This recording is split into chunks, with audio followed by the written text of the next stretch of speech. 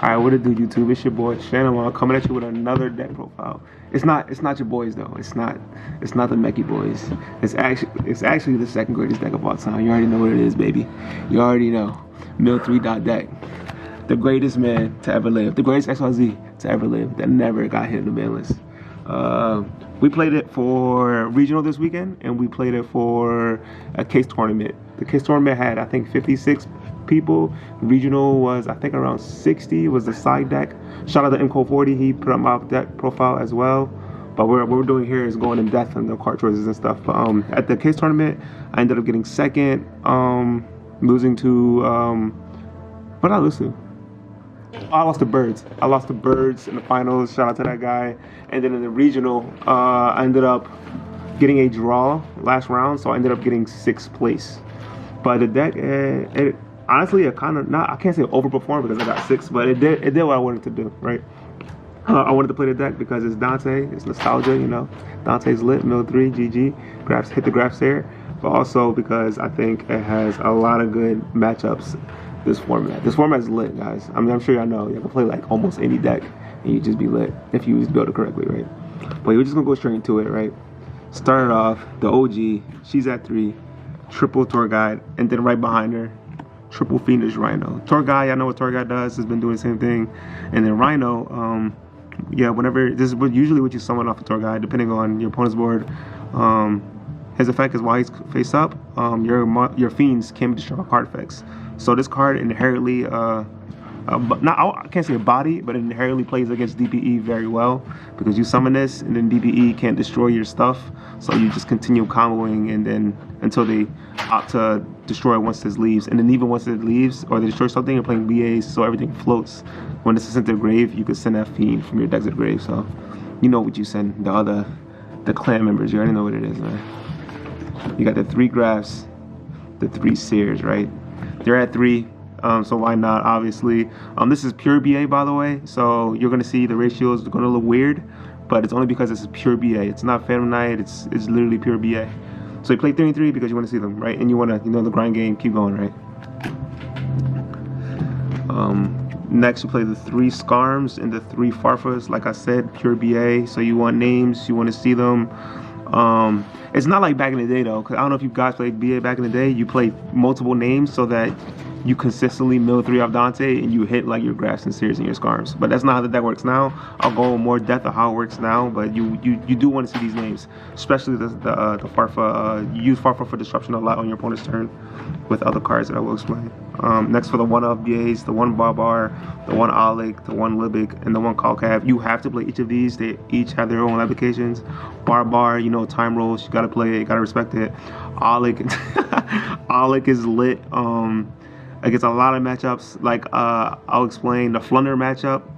Whenever you have Beatrice, and they go activate the field spell or whatever, and it's their turn, or they go normal summon 1. They go chain link 1, whatever they're doing, and then you go chain 2 Beatrice and Alec, and then resolution theirs resolves, and they hit their normal summon since they're the turn player. They have to choose to activate their monster, and then they're chain link 1, and then you're chain link 2 your Alec. It will actually be able to negate their normal summon. So that's actually pretty nutty. I found that out, just through playtesting. Libic is lit because we're bums, so our tour guides are never going to resolve. So we need the Libic to special summon the BAs from our hand to keep playing Yu-Gi-Oh! And then in-face Calcav is just nuts. Bounce a back row, why not? GG, whatnot. So that's it for the BAs. For the hand traps, we play a bunch of hand traps. So 3 Ash and 3 Effect Veiler. Very impactful. I think Effect Veiler, I like Effect Veiler over Ash. This format, it just does more. And it's not once a turn, but you gotta play each of these because they're nuts against. They're just generically good hand traps against every deck, right? Next with this, that's it for the monsters, right? Now for the spells, this is the Spice. I'm sure none of you probably seen this coming, but 3 Desires in BA. Yes, we're playing 3 because if you're paying attention, I played 3 Graph, 3 Seer, 3 Skarm, 3 Farfa. Those are the ones that matter. You play 3 of each. So it doesn't matter what you banish. You're gonna be able to play Yu-Gi-Oh! Regardless. And drawing cards is just nuts. Getting that additional +1 is just insane. So it doesn't really hurt the deck at all, and just getting an advantage. It's just nuts.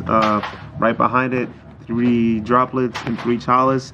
BA. honestly, no cap, I think probably uses droplets better than any other deck, because you know you get your effects from the grave, right? So you don't care what you send out droplets. And then Chalice is it's Chalice is really good for the format. And one thing I like about this deck, it can go second extremely easy because of cards like this, as well as your BAs that always float, as well as Dante that's not once per turn. Going second is very easy, but outside of that, these are also cards that are easy to set when you go first. You know, these are pretty much trap cards you can use as well. So very good to play in this deck. Lastly, that's it for the spells. Lastly is the traps, more hand traps. A very good hand trap this format. I want to say the best hand. No, maybe it's not the best hand trap, but it just doesn't lose to triple T. So you know, it's really good hand trap. Pretty much effect veiler that you can set and whatnot to do other things. But yeah, definitely got to play this. The ratio for the 3 Ash, the 3 effect veiler, and the 3 Imperms, I think is correct in this deck. So that's 40 in the main, right? Then we go straight to the extra deck, the Spice, right? So starting off, the only Link monster in the deck. Yes, you heard me correctly. Megaclops. So we only play Megaclops. We don't play Cherubini. The way the deck works now, or the way I found out through a bunch of playtests and a bunch of regionals, taking it to locals, is it's extremely control. It's not really combo heavy. And the bane of this deck's existence is Nibiru, right? So you gotta respect the Nibiru at all times, even game 1. The way you do that is you play BA, right? So think about it, right? You go, say you drew 3 BAs, right?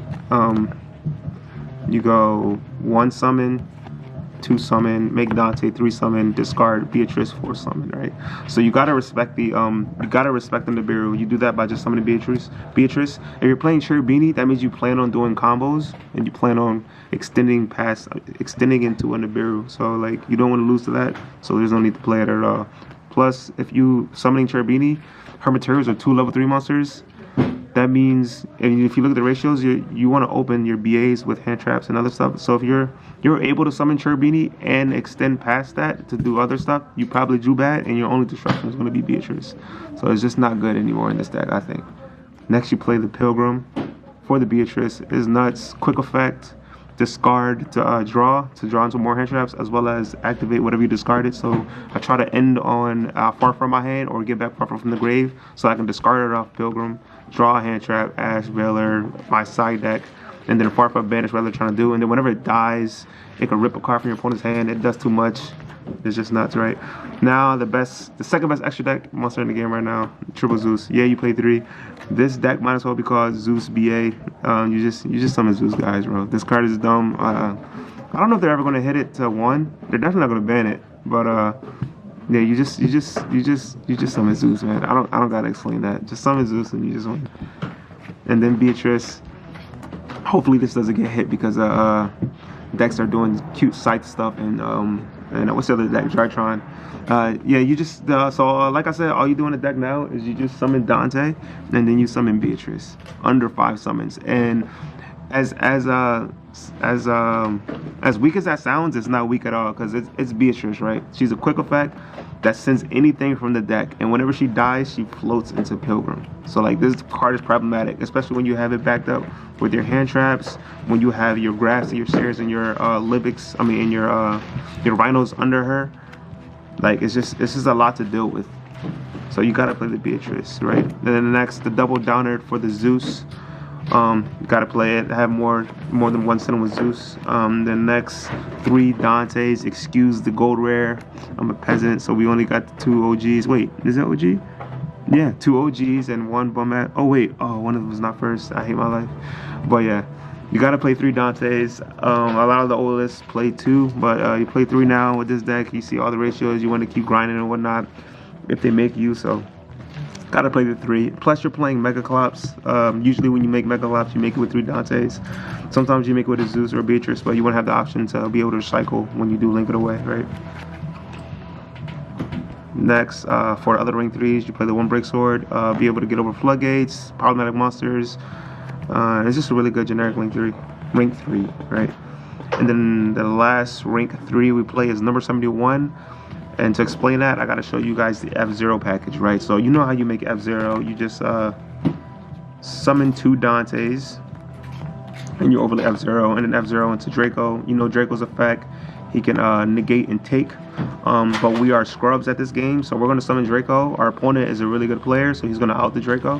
What this card helps do is once they out it, you summon this, you activate effect, you target the Draco in the grave, and you just attach it to it. So they got to deal with it again. So it's just more ways to summon it back. You know, you can also do that with Mega Collapse. It's really good. You can also do the same thing with the other F-Zero, which I have done in the past to take whatever they got and then just attack for a game. So it pretty much just summons anything, any number from the grave, right? But yeah, that's it for the extra deck. Last for the side. The side, what I played was good. I mean, it is good, but I'm changing it for the YCS. I'm not gonna be playing the same side. Talked to a bunch of buddies and teammates. So like for instance, I play Psycho Reader. I'm not gonna play this anymore. I play Psycho Reader because I'm always gonna respect the Drytron matchup because Drytron is really good. But you know, no one's really playing it that much anymore. Plus, I realize I play a plethora of hand traps that outs their combo. So why? Like, just don't gotta play it anymore, man. And then I already play Droll, so you know, Droll's in there. So yeah, double Psycho Reader, double Droll, double Lancia, and double Token Collector. Lancia is for like any rogue. You got that bird deck. You got Tri Brigade. You got Phantom Knights is very popular. So having a Lancia is really good. You just gotta play it weird because you gotta do it after you Farfa, which is kind of weird. Then Token Collector. I'm probably gonna cut. Actually, I'll cut this to 1. There's no need because you just send it with either Beatrice or your where is it? Fiendish Rhino. Fiendish Rhino sends any fiend, right? So Token Collector's a fiend, Activate Rhino send this, and then you just stare at the Sword Soul player as they look at the Token Collector in the graveyard. So it's just lit, right? Next, back row hate. 3 Lightning Storms, 2 Twin Twisters, 1 Feather Duster, 1 Reboot. Back row is the bane of the existence of this deck. But you know, we already got Zeus in the main. I already changed this in my actual build that I'm playing for the YCS. I'm maining the Feather Duster just to respect the Game 1 Mystic Mind because I think that's going to be popular at the YCS because people are going to try to be cheesy. So we put that in, and then I'm also playing DD Crow now instead of the Psycho Reader. So because this also not only does it hit the decks I was already trying to hit like Drytron, but it hits the DPEs, it hits the Sky Striker. Sky Striker is the worst matchup, guys, by the way. So yeah, we're definitely doing that. But yeah, just back row hate, just to win all the back row. Now for the matchups, it's all pretty much self-explanatory. Like you see, all the matchups are met in the main with the Ashes and the Veilers. But the main card that outs every matchup, it literally is just Zeus. It's just as simple as them having a board and you summoning 2 level 3 monsters, bro. Like you just summon 2 level 3 monsters, like literally, and you just strap your helmet on. You don't mill with Dante because we're playing against a bunch of savages. We're playing against a bunch of really good players that summon all their monsters in defense, right? So you summon the Dante, you just attack. Main phase 2 it goes to defense, obviously. You summon the Downer, and then you just summon the Zeus and you just laugh, right? And that's a 2-cent Zeus because look, if you detach with the Dante, right, and you mill 3, and then you do that same exact thing, how many cents is that? That's quick math. 3. That's 1 cent, right? The quickest math. You summon Beatrice and then you overlay over Beatrice. That too. You could do that as well. That's so neg. But yeah, you always do that, and then if their shit's in attack position, it's Burning Abyss, guys. It's literally Burning Abyss. So you can still detach with Dante, mill 3, hit a Rhino or Graph or whatever, or already have those cards. Kill your own Dante, activate Sears, activate Graph, summon main phase 2, you just summon another Dante, and you do the same exact thing. Like literally. 2-cent Zeus.